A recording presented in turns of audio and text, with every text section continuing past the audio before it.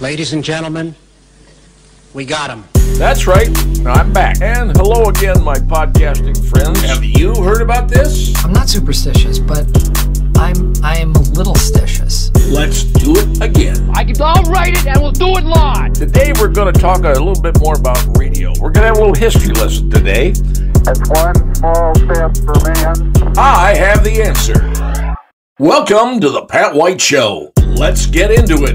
This is Sparta! Hello, everyone, and welcome back into the Pat White Show. I look a little bit different today because I've been asked to do something, well, frankly, I hadn't thought about doing, but I've been asked to do it, and all right, I'm going to do it. One of the people who listened said, hey, talk about your military career, because a lot of people don't know what you did and where you were and some of the other stuff going on. Yes, I served in the United States military, the United States Air Force, to be honest. And I went into the Air Force in 1970.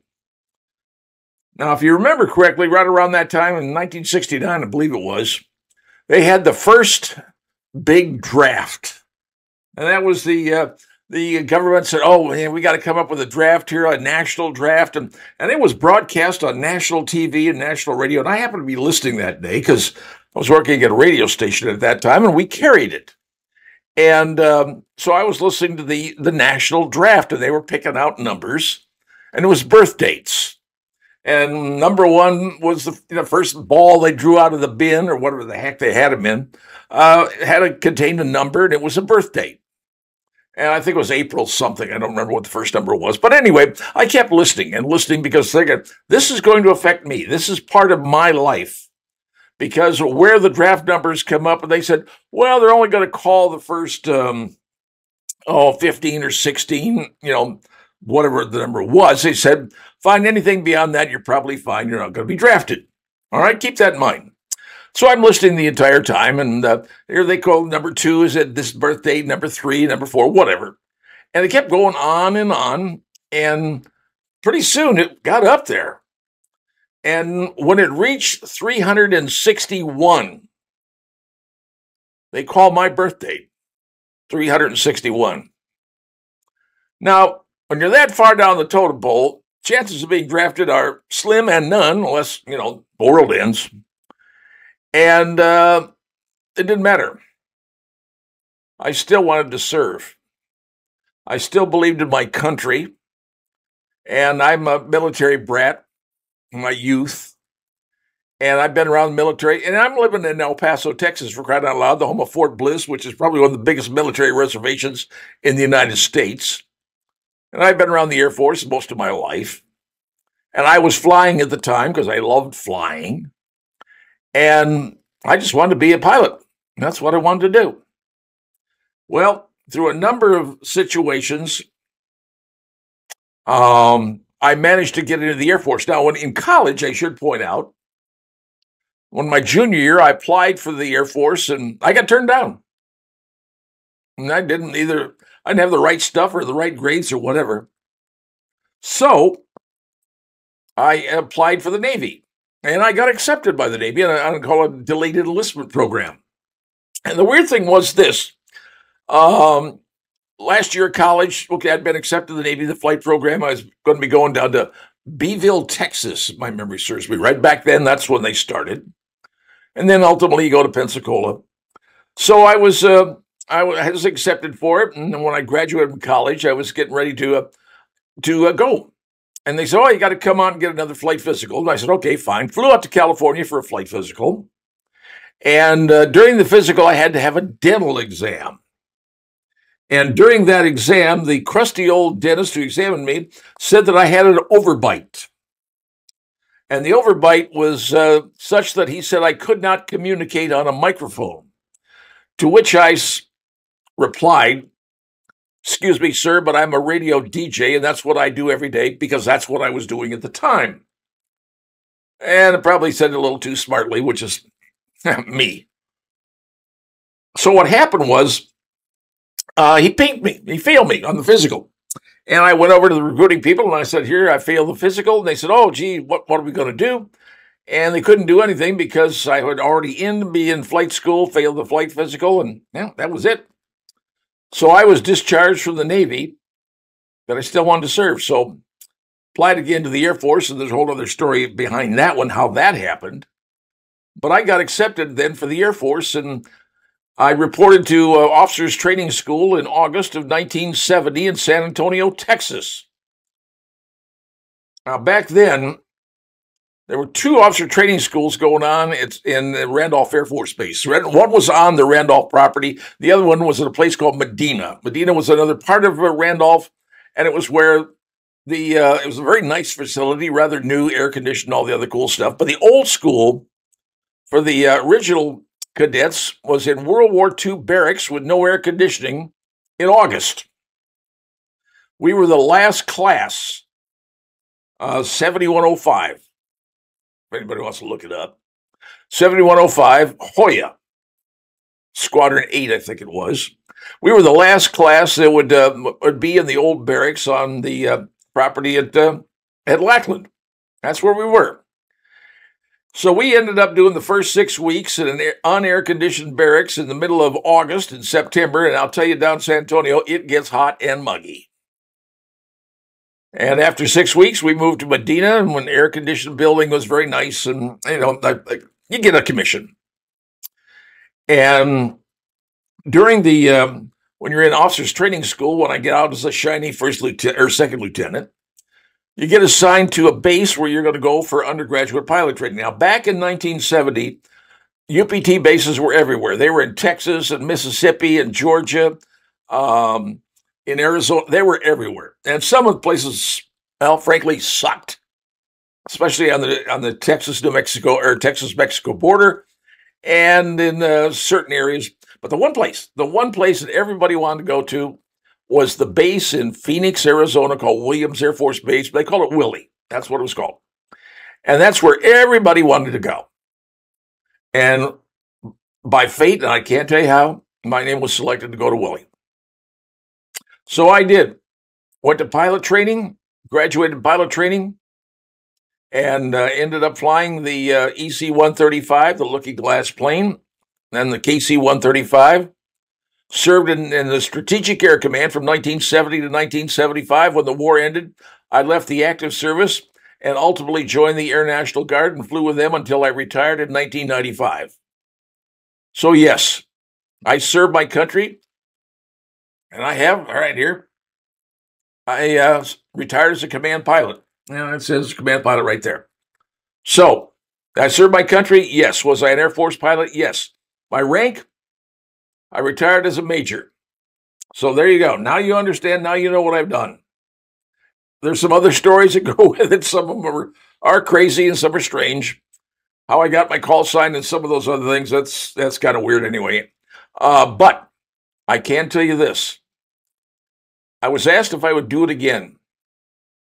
And the answer is yes. I would do it again and again and again. Yeah, now, today I'm too old. But you know what? Those are some of the greatest times of my life and some of the greatest things that I saw. I have seen things, gone to places, and I've done things. Yes, I've been to Southeast Asia. In SAC, you pull YTs, trust me. I pulled alert in places you don't want to pull alert. Minot was one of them. Goose Bay, Labrador was another one. I've done all those things. I served my country, and I was proud of it. And the only thing that amazes me is when I walk around wearing this hat, I'll have people come up to me and say, thank you for your service. In 1970, when I was commissioned as a young lieutenant, people didn't say thank you for your service. People looked on you with disdain. Some people even spit on you. Because that was the attitude of America in 1970. Today, it's thank you for your service. Back in World War II, approximately 12% of America served in the military, served their country.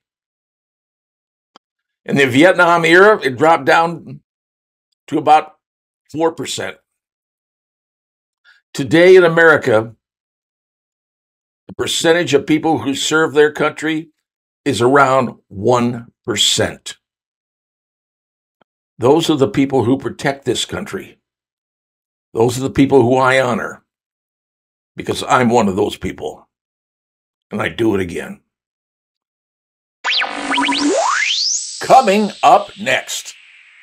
Welcome back to the Pat White Show, my friends. And for those of you that want to be upset today, well, maybe this is the day I'm going to upset you. Maybe not. Well, just see what you think about this. Apparently, the secretary, the assistant secretary of the Department of Health and Human Services, or as we call them, DHS, she wrote a letter. And she's sending the letter to Congress, the president. I don't know where the heck people send these letters. But in this letter, she wrote that marijuana is less harmful and less prone to abuse than first thought and should be reclassified to reflect that. Now, got to understand something. Currently, marijuana is what they call a Class 1 drug. And Class 1 drug really has some pretty nasty stuff in it as far as, what's in a Class 1 drug. Class 1 drugs are chemicals and drugs that are currently accepted. Well, it's a problem. They're major league drugs. And I mean, I'm telling you, the big stuff. And you get down to Class 2 and Class 3, and they basically change as to what they have. Class 1 drugs, just to be honest with you, are things like heroin, LSD, those kind of things. That's Class 1 drugs. Marijuana is in that class. And a lot of people don't think it should be. And obviously, the Assistant Secretary of DHS says, hey, it doesn't belong there. And but some of the things that are classified as Schedule 3 drugs, as compared to Schedule 1 drugs, are anabolic steroids, testosterone, and ketamine. I don't know what ketamine is, but it's in there. They're Class 3 drugs.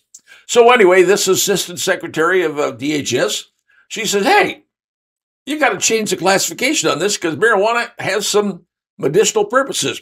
And I'll tell you right now, I tend to agree because I have known some people with cancer, and they're undergoing chemotherapy.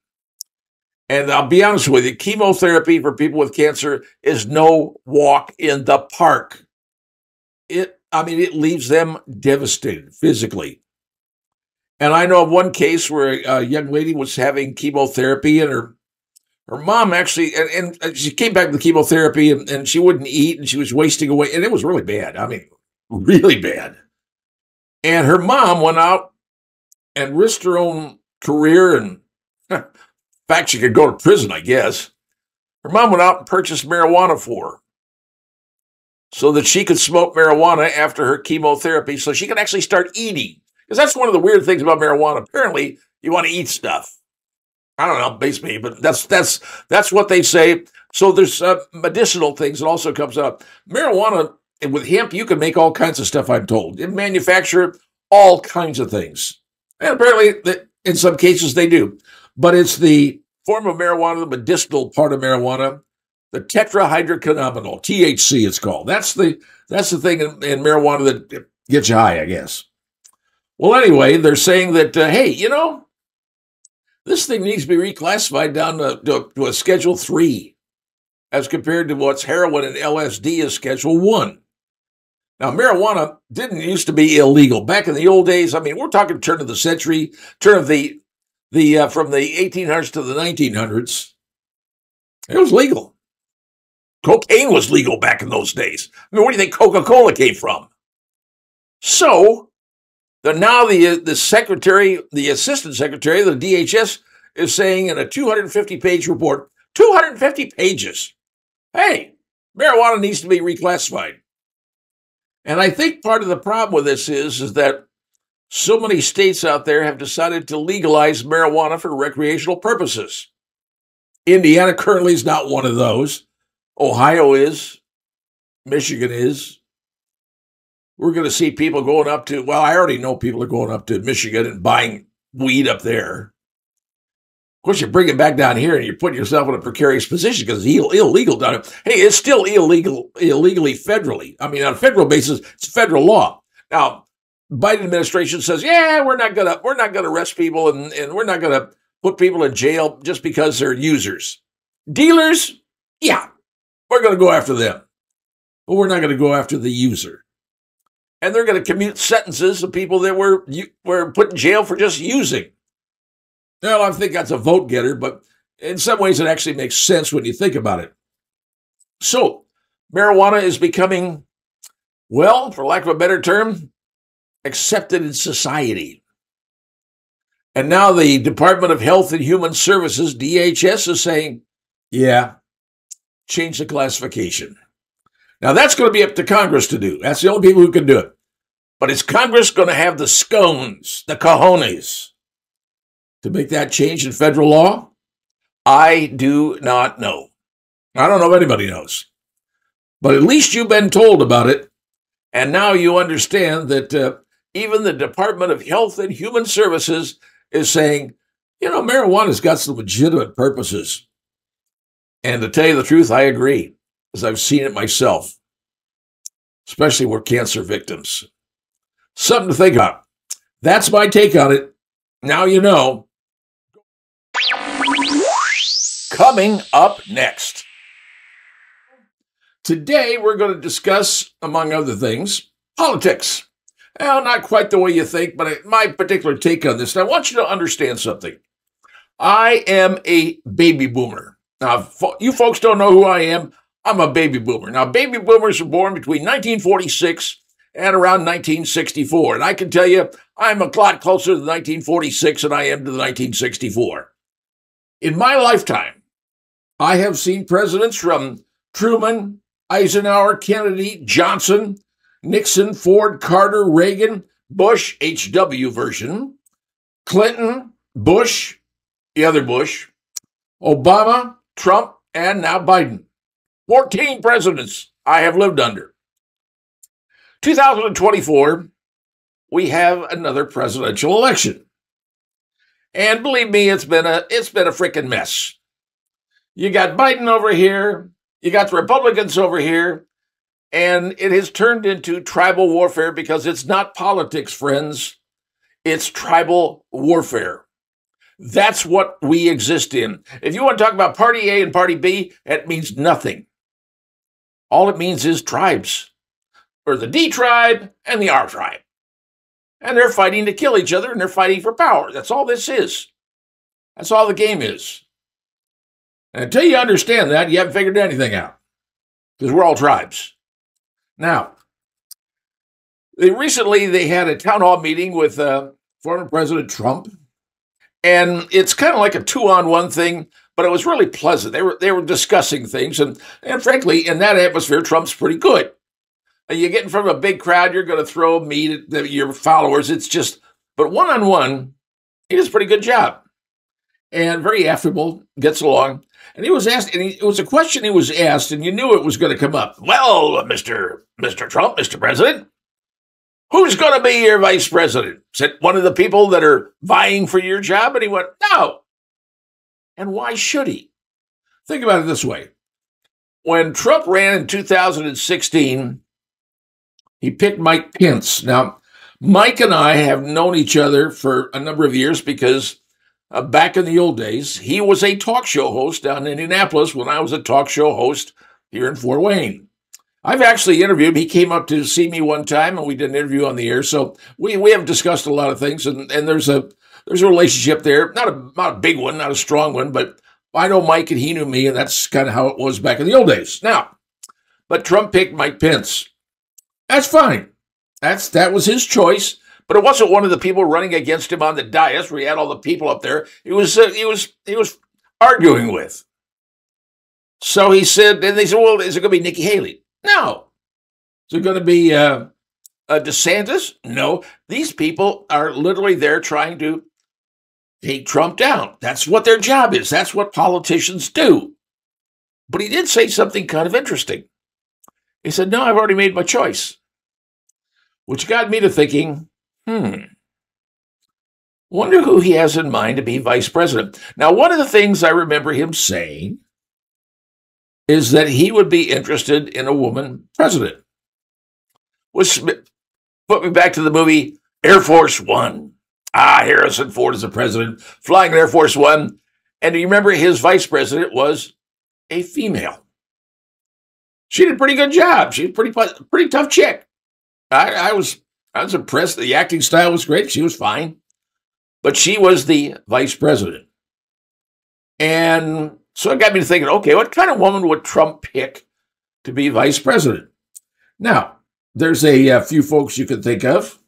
The one that I actually liked in the beginning, and I told my wife this, I said, she's potential. Kristi Noem, governor of South Dakota. That chick is smart. She is smart. I read a background on her and all the things that she's done, and she's a big Second Amendment fan. She's a pretty good shooter. Okay? I got no problem with her. She's fine. But South Dakota doesn't have a lot of power in politics. I mean, you're not going to get a lot of electoral votes coming out of, South Dakota. South Dakota's still a great state. Elsewhere, the Air Force Base, fine by me. Pretty good. So, she's the governor of South Dakota. And I thought, okay, that's one. And then another lady who I thought is still extremely strong and handled herself extremely well dealing with the media is Sarah Huckabee Sanders. Now, she was strong on the stage. She was a tough cookie, and ultimately became the governor of Arkansas, or as some people say, Arkansas. Fine.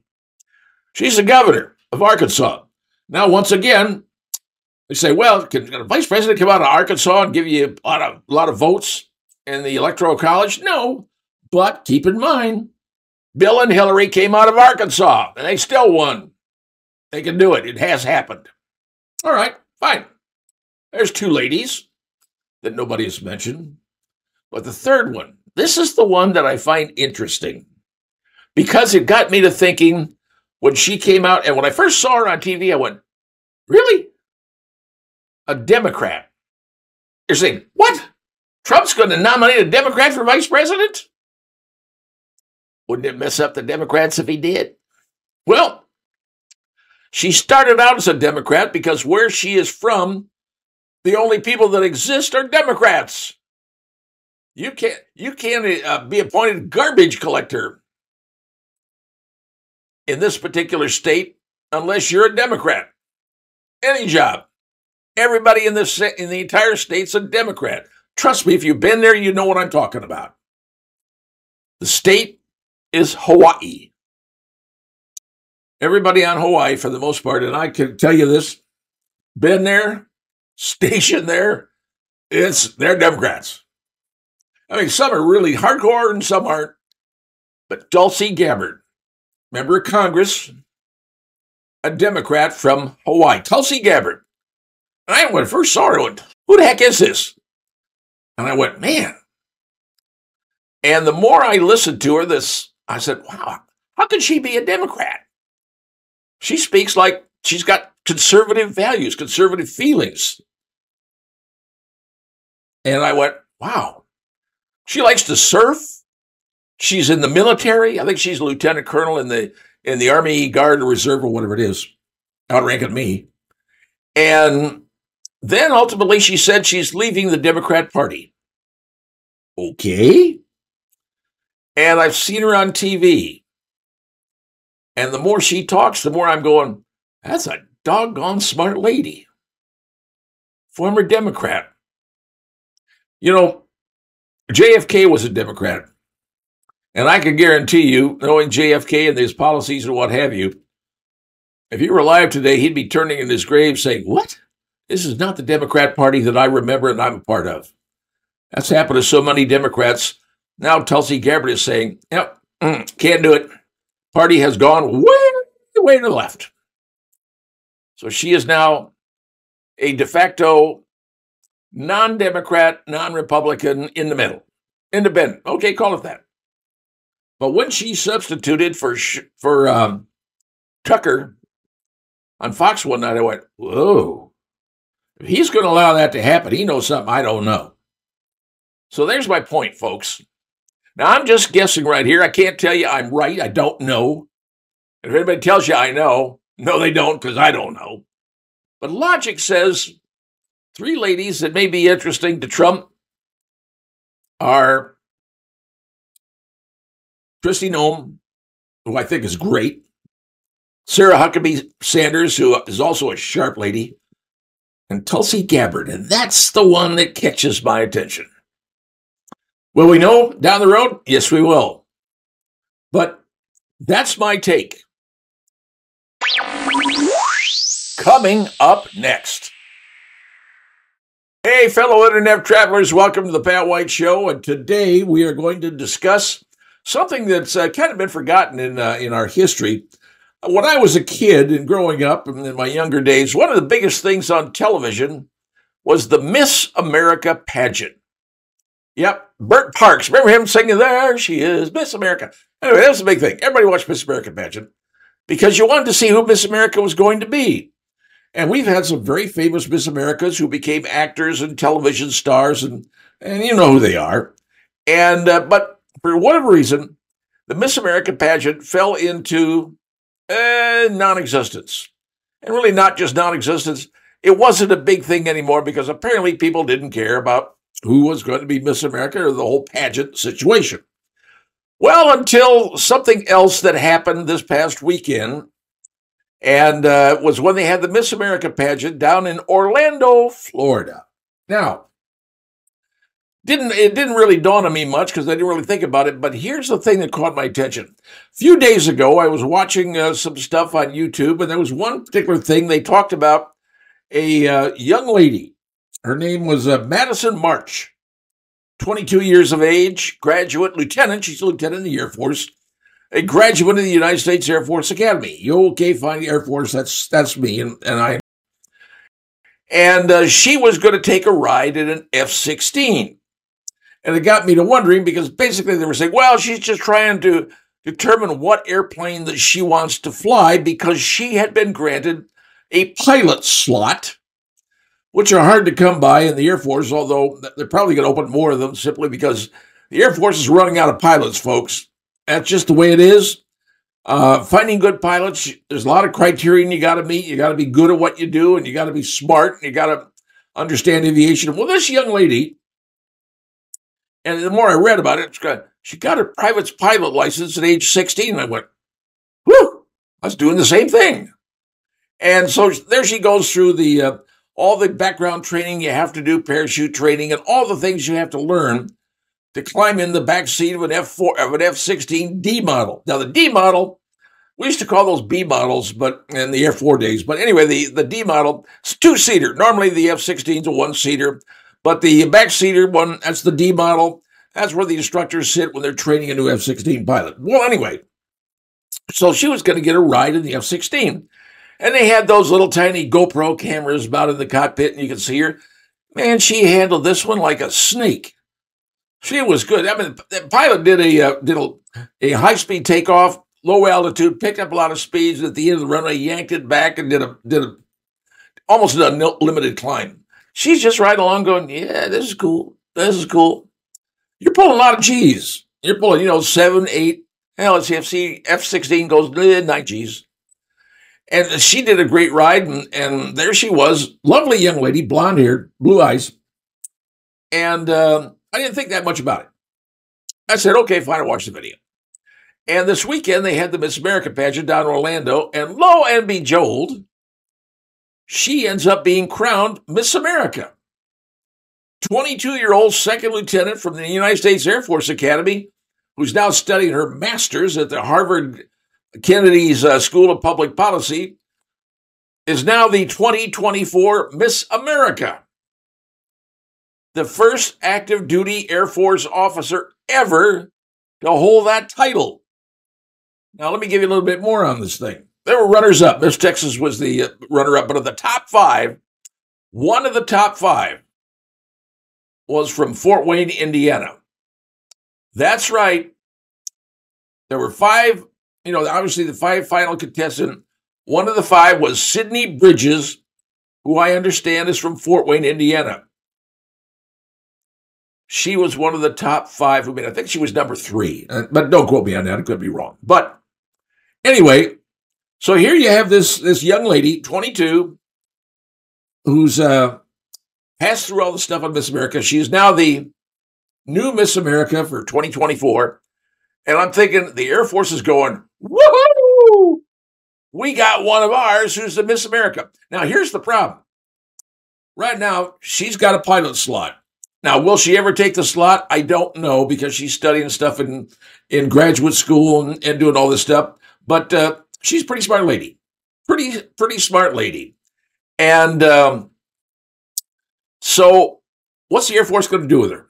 Well, if she decides to become a pilot, my guess is she will probably be sent to Shepherd Air Force Base, because that's the European-U.S. combo model, where they train both European and American pilots, because the number of training bases for the Air Force today, UPT, it's called undergraduate pilot training, have severely disappeared over the years. So when I was in doing that, they were all over the country, but most of those are all gone. There's only a few left, and probably the best one, in my opinion, is Shepherd Air Force Base, where the European training goes. That's a good base for that particular type of training. And she would do well in that environment because she's in with international students as well. All right. Now, the Air Force could parade her around. The training she's going to get is going to be great.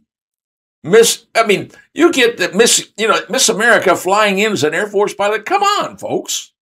This is like the Air Force hitting the big jackpot at the casino, because they did. And the cool thing is that if she does decide to fly, it's whatever she decides to fly. Now, in pilot training, you're going to end up either going 2 different directions. You're going to go the fighter direction, or you're going to go the heavy direction, or the multi-motor direction. That's the way it is nowadays. It wasn't that way when I went through, but it is today. And there's basically a particular time in the training, you say, okay, you're going fighters, or you're going multi-motor, like 130s and 135s and all the different multi-motor airplanes. So there's just 2 tracks.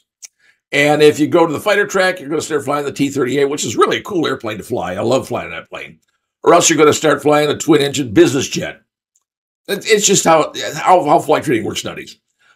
Whatever she decides to do and whatever the Air Force decides for her to do, she's going to be a star. Now, pilot training takes a year. Miss America, you're there for a year. So the question is, what's the Air Force going to do? Because she's now going through grad school. I don't really know, but I can tell you this. The new Miss America, 22 years old, and Madison March, United States Air Force Academy graduate. Boy, the Air Force hit it lucky on this one. And maybe that's what America wants and America needs.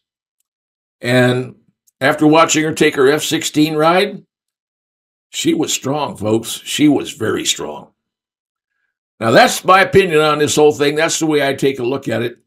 Is this going to be a plus for Miss America? Yes. Is this a plus for the United States Air Force? You betcha. Is it a plus for America? My answer is damn straight. Coming up next. Hello, America, and it's time to talk about beer. That's right, the great American beverage. Ah, yes, how many of us grew up drinking beer? Well, guess what? For the first time since 1999, now let's go back, 1999, that's over 20 years ago, that the shipments of beer have dropped below 200 million barrels. Now, to you, that's going to say, well, that's still a lot of beer. Well, no, it ain't. Beer seems to be dying a slow death. Now, why is that, you're saying? Well, one of the things you might want to say is, how about the influencer by the name of Dylan Mulvaney? Some of you may recall that name. Some of you may not. That entire episode blew up in the face of Budweiser about like a giant hand grenade. Somebody tossed it in, pulled the pin, and it went bang. Sales of Bud Light died. people can Budweiser. I hate to use the word can, that's a pun. But they literally can Budweiser. I mean, companies that were sponsoring Bud Light, football teams, NFL, what have you, they were all dumping Bud Light like it was a bad breath. And the sales of beer went down in this country. Well, let me tell you something else that's going on. You know, people from the baby boomers age and the Generation X age, we grew up on beer. That's what we did. We drank beer. But you get into the millennials and Generation Z or whatever the heck we got going on nowadays, they don't drink beer because, well, it's not fashionable, or else it has too many calories, or it doesn't look cool. What are they drinking now? These fancy cans of whatever the heck it is, light clam or whatever. I have no idea what that stuff is, but it's all these different beverages. It's like they take water and throw alcohol in it and put a name on it and people buy it. That's what they do because they want to be chic. They want to be cool. They don't want to look like everybody else. They don't want to look like their parents drinking beer. And the beer sales are starting to go flat. Now, some places, okay, beer's doing okay. But when you think about it, people out there, young people today, are not buying beer because of these hard seltzers and the hard iced tea and everything else you can think of that's not beer. Now, a lot of companies are out there starting their own breweries up, their own mini breweries, and all this fancy schmancy beer that you go in the grocery store, you go into a liquor store, and you're going, every single brand of beer you can think of. I don't know what that stuff is. I don't drink it because I'm not a beer drinker. I admit that. And the only time I ever did have a beer, I had something called Blue Moon. They stuck a piece of orange stuff in it. Okay, that's fine. But today, the young folks do not drink beer like you and I did from the era of the baby boomers and Generation X. So from 1946 to about 1982, those folks drank beer. After that, most of them didn't. So that's what's happening. Beer sales are falling down the toilet because all the new stuff coming in and the new generation doesn't want to drink it. Well, gee whiz. There's my rant for today. We'll talk again soon. Bye now. Well, that does it for this episode of The Pat White Show. Be sure to follow the show on social media and stay tuned for next week's show. Like what you're hearing? Make sure you don't miss an episode by following The Pat White Show on Spotify. Just search for The Pat White Show, hit follow, and get ready for insightful conversations delivered straight to your Spotify feed. If you enjoy watching podcasts as much as listening to them, good news! The Pat White Show is also on YouTube. Subscribe to our channel now for visual content, behind-the-scenes footage, and full podcast experience. Find us on YouTube at The Pat White Show channel.